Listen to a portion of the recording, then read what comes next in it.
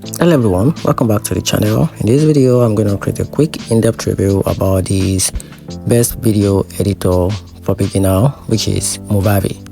So let's quickly dive into it. So talking about Movavi video editors stand out as one of the easiest tools for beginners who want quick professional looking videos. It drag and drop designs and AI powered tools like noise removal and subtitles and smooth timeline make editing simple and very fast.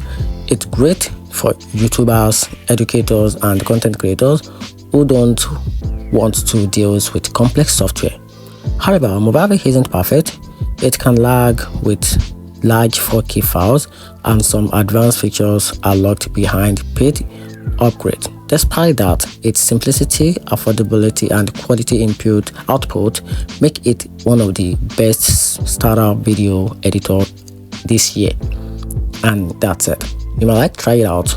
I just reach out to their website, which is Movavi website, then can try it out for yourself. And that's it.